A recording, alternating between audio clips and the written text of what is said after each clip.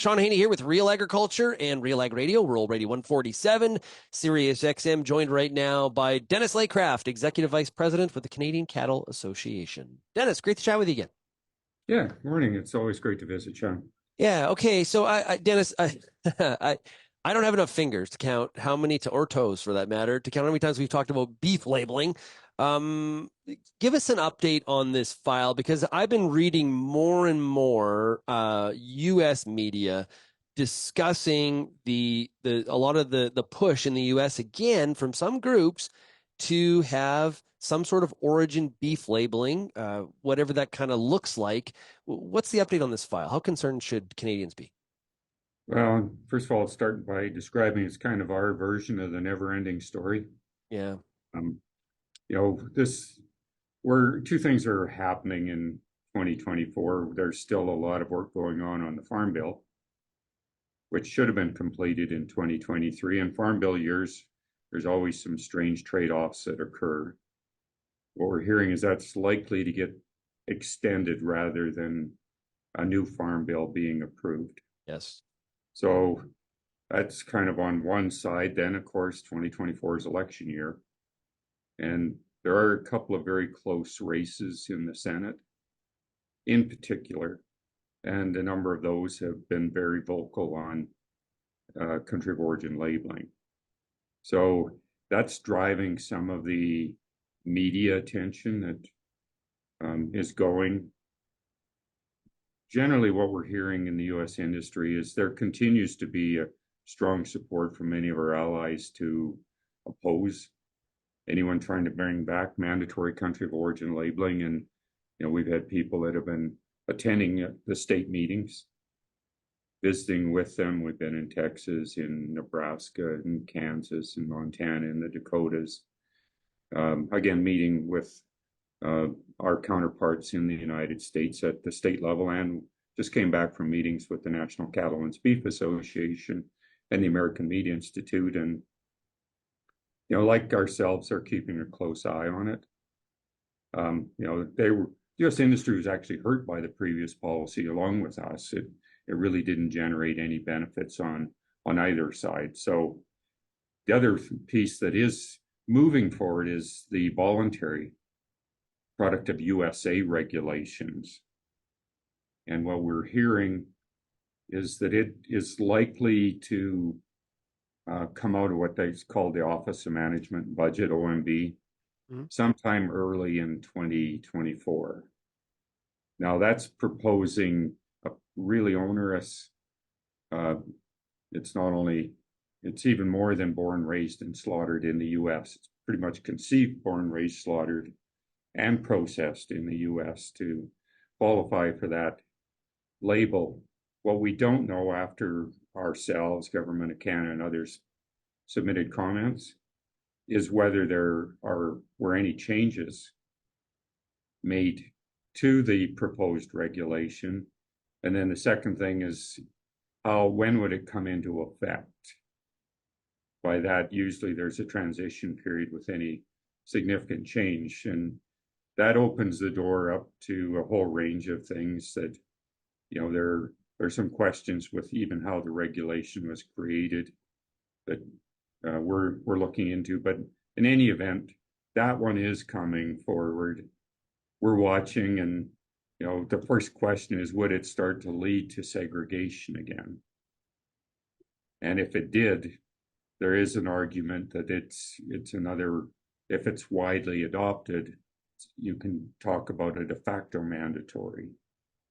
And in both cases, we've retained our retaliation rights under the WTO as a deterrent from anyone bringing in a policy that would negatively impact the movement of live animals between the U.S. and Canada and the U.S. and Mexico.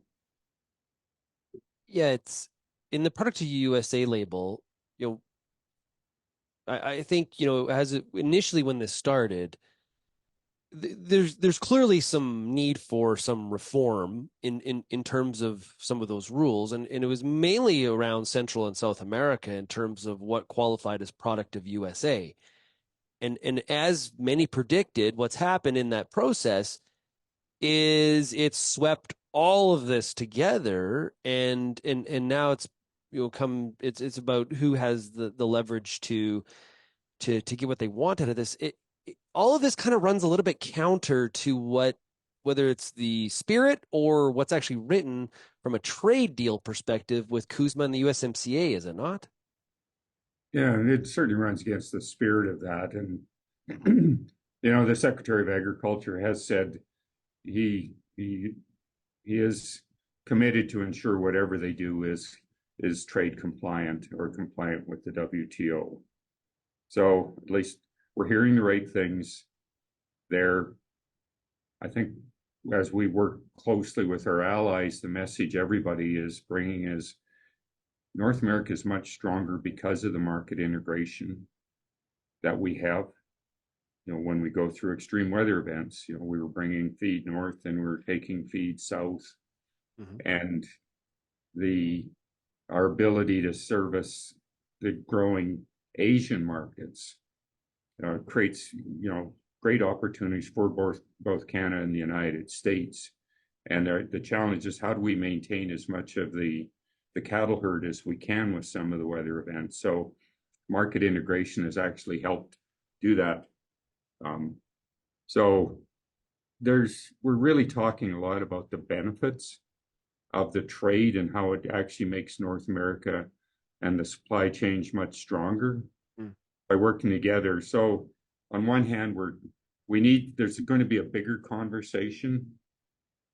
We're approaching the review of the Canada-US-Mexico agreement, and you're hearing different takes on it, but a lot of the conversation is about how do we improve it moving forward?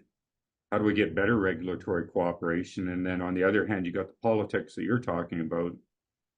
And, we're seeing that even into government procurement in the US, pushing it back to more of a born and raised and slaughtered in the US. So you've Yeah. got kind of these two forces at work down there. And it's, I think, common sense, if it prevails, should take us towards the benefits of trade and the market integration. But common sense is something that you don't want to just assume that's going to happen. So I was just curious, you mentioned allies. Have you had to reconsider who the like because it's not about political sides of the aisle. There are Republicans, there are Democrats. Just look at the Senate race in Montana. But, Senator John Tester is in a very, very tight fight. He's got Matt Rosendale after him. He's got Sheehy after him. And they're all kind of supporting the same thrust, just kind of looking a little bit different in terms of really this whole idea of putting, a USA label and saying, and really trying to limit potentially, and you mentioned the word segregation, really trying to maybe force some sort of segregation of some of these animals, no matter what. And it's kind of surprising in an important Senate race like Montana that this is like one of the biggest issues that is being discussed right now is where you stand on beef labeling. It's kind of bizarre to me a little bit. If you look at the history around this, I mean, that's kind of the region into there and into, that sort of um, the Dakotas, Yep. Wyoming, Montana, where our calf got started. So this isn't anything particularly new in that region. A lot of the people that we work closely with as I mentioned, we have good relations with many producers in, Kansas, Nebraska, Texas, Washington State, and we visit with a lot of them as we move around. You're seeing a lot more feeder cattle, for instance, from Virginia coming up into Ontario, and they attend the Ontario meeting every year. So, Montana being close, you're probably going to hear more Yep. coming out of that than what you're going to hear from many of the other states that are down there, where you're going to hear a very different conversation that's taking place. So, this, again, as I said, it's something that we watch closely, and it continues to bubble. around there. But right now, I think the threat meter is still reasonably manageable.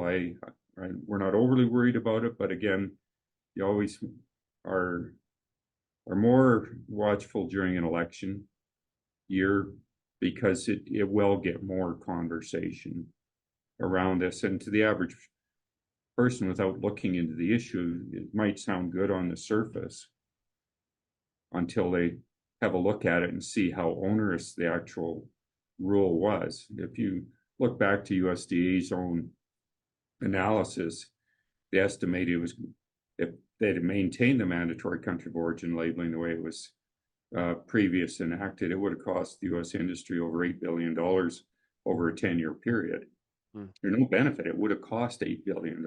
So again, there's a lot of people remember that this was actually a bad policy for both the U.S. and Canada, and Mexico as well. So Yeah. You, that that is part of the conversation. to wrap up here, you mentioned the renegotiation of the CUSMA/USMCA agreement coming in 2026, and there's not a lot of clarity on what that's actually going to look like, or who the particular, we've got federal elections in both countries, before then, so we could have some new players or maybe some old ones depending on what happens. You mentioned trying to improve the agreement. Dennis, what I've heard from a lot of people on both sides of the border is this is going to be potentially a real big battle to keep what's actually there, which kind of feels kind of familiar to the NAFTA renegotiation. That all in the face of former President Trump saying, "Hey, if I'm reelected, I'm putting a 10% tariff on any incoming good coming into the U.S." That kind of gives me a little bit of shivers. Canada's up for a big battle here potentially. Well, it's I think too early to really predict how that dynamic is going to unfold. Remember, it was Trump who was instrumental in renegotiating CUSMA, and he considered it the gold standard for trade agreements. So I'm not as concerned there. He's already had his hand on its creation and talks very positively about it. The 10% tariff is another discussion that obviously everyone needs to be paying attention to. But again, this is pretty early on in this political conversation, Yep. heading towards 2024 and in November.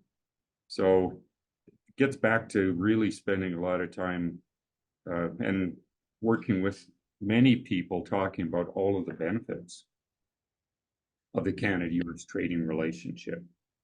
And we've got the largest two-way trade of any two countries in the world. And even in agriculture, if you break it down to a per capita basis, it works out that we import about $600 worth of US agri-food products, and they import about $60 worth of Canadian agri-food products on a per capita basis. I don't think you could find a better trading partner well, you can't anywhere on the planet. So we have a lot of work to do.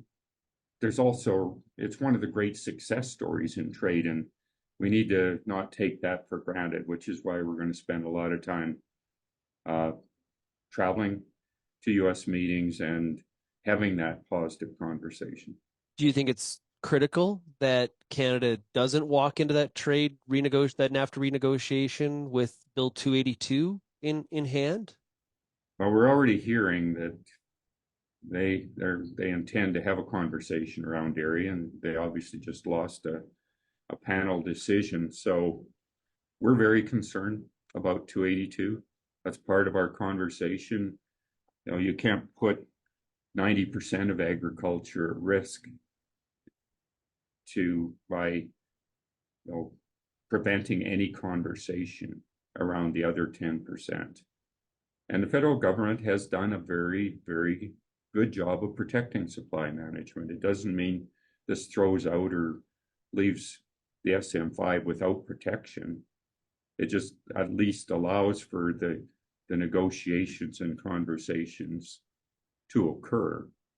So, and if every country in the world decided they had a few sensitive products and they're going to legislate that they could never be talked about in a trade agreement, we wouldn't have access to beef in most of Asia. We wouldn't have had access to many other products in many countries of the world.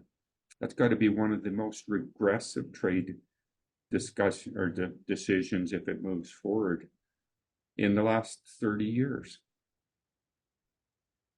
We've been talking to Dennis Laycraft, Executive Vice President with the Canadian Cattle Association. Dennis, thanks for joining us here, filling us in, and look forward to future conversations indeed. Yeah, always great to visit, and all the best for the holiday season. Merry Christmas.